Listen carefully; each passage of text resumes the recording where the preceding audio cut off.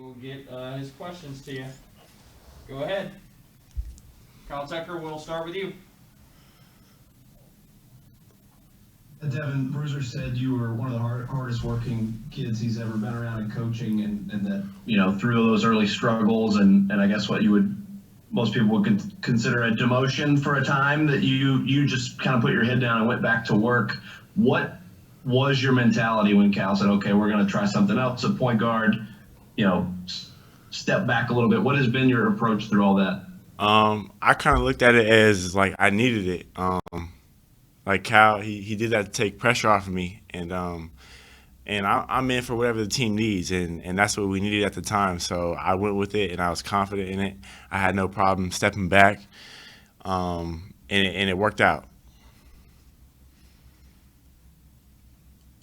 All right, Jerry, we'll go to you, and then Keith. Yeah, Devin, I wondered what you thought of Dante Allen's shooting and performance at Mississippi State. Yeah, man, can he shoot it? I think everyone in the world right now is like, that man can shoot the lights out the ball. Yeah, he can shoot it.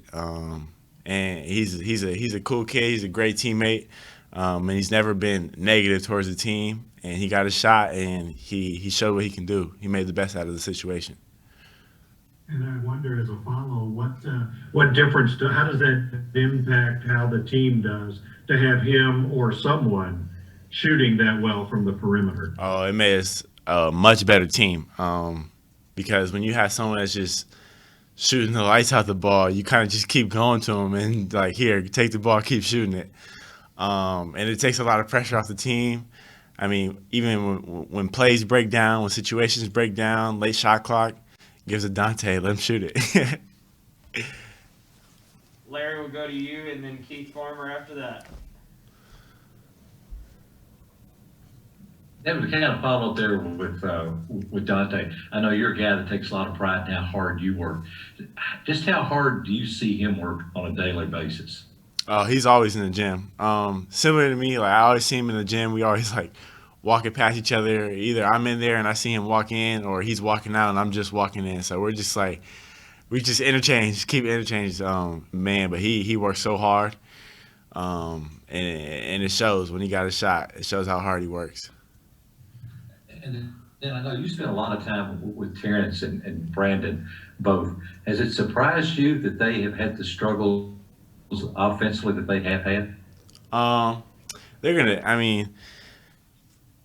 gonna pick it up. They're great offensive players, both of them, and they're just waiting for that one game, one situation where they get their feel back. But honestly, they're a part of our team, and we know what they can do, and how special they are to our team, and we know what they can do offensively. And we have no doubt in them, and we keep believing in them, and we keep going back to them. So we trust them. Keith, go ahead, and then Kent, you'll be after him. Hey, Devin, I'm just curious, after Cal got the two technicals the other night, what kind of changed in the team and the way that you all played? Is that something you can build off of? Did you see something you liked? We saw our leader go down, so we kind of it was like when we kind of felt like we just had to step up a little more because our leader wasn't out there, but we did it, and we knew we had to come through with a win, so that's what we did. Kent, going to you. Yeah, Devin, you kind of talked a little bit about, not getting down on yourself when you weren't playing the way you wanted to at the beginning of the year. But at the same time, what have you learned from that point? Is it something simply like knowing what you can do to be successful at the college level, just because it's obviously different than high school? You can do certain things in high school that you can't do in college.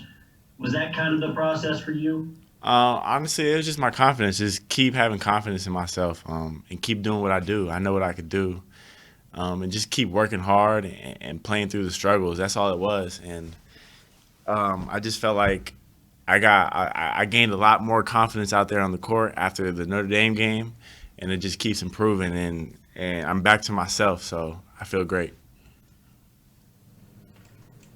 Sean Clay, will go to you, and then knock out a few follow-up questions. Devin, like Brewster said, I mean, you guys had lost like 3 one-possession games to win the close game, double overtime game on Saturday. What does that do for the team's confidence and just your mindset and mood going forward? It boosts our confidence. We finally got the taste of a win, and we just want to keep going. And our confidence is high right now.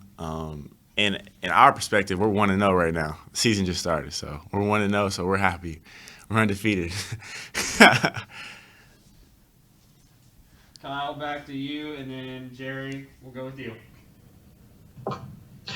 You mentioned, Cal sort of taking pressure off you.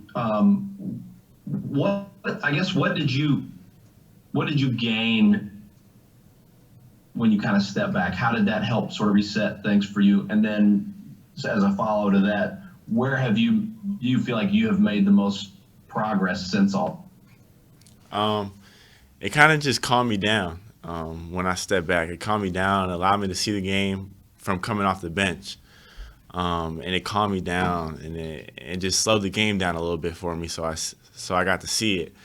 And then when I got my chance to start again, it was the same. I felt like I was in the same situation. Like, I watched film, the game was a little bit slower for me, so I felt a little more confident. And then what was the follow-up question again?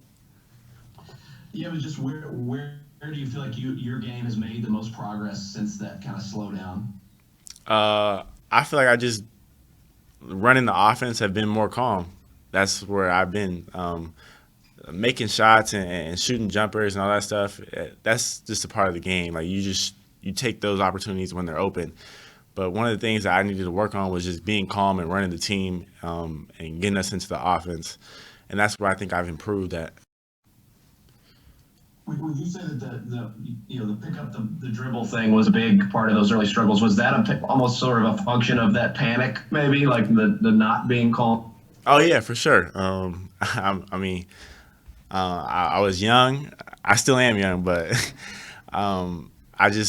it was a new experience for me, and it kind of just got thrown at me. But I just believed in myself no matter what, that I was going to get through it. And those early struggles didn't bother me, and they don't bother me anymore. Jerry, go ahead, and then John Wong will come to you. Yeah, Devin, I wonder, you hear coaches say shooting is contagious. If one guy's got it going, others get it going, and vice versa. Yes. If they're struggling, maybe everybody struggles, you're nodding. How does that work? How do you think that works? It just gives the whole team confidence. When you see your teammates making shots, when you get that opportunity to shoot it next, you're like, we got nothing to lose. I'm going to make this one. Your confidence goes up as well. And that's what I think he means by it's contagious. When people are making shots, the whole team's morale is just up and high. Thanks. John Wong, we'll go to you, and then maybe got time for one or two more. Hey, Devin, we're not at the practices, but with limited attendance at the games, we can hear everything that Coach Cal is saying to you guys, and he's always on you. And I was wondering, a lot of people don't respond very favorably to that kind of constant yelling, but you seem to have really thrived under that. How have you managed to do that? When he gets on me, it's because he wants the best for me. He believes in me, and he's only doing it because he loves me. He's our coach, and he's an animated type of guy. But I just take it as he's trying to make me understand and get me better. So I just take it in a positive way. I don't take it in a negative way. There's no need for that. But he just wants. Are you always tuned in to everything that he said, or do you ever get so tired of it that you maybe tune him out for a few moments here or there? No, that's my coach. I listen to what he says. Thank you. All right, guys, I don't see any more questions in the queue, so thank Devin for joining us. Guys, as always, we'll get you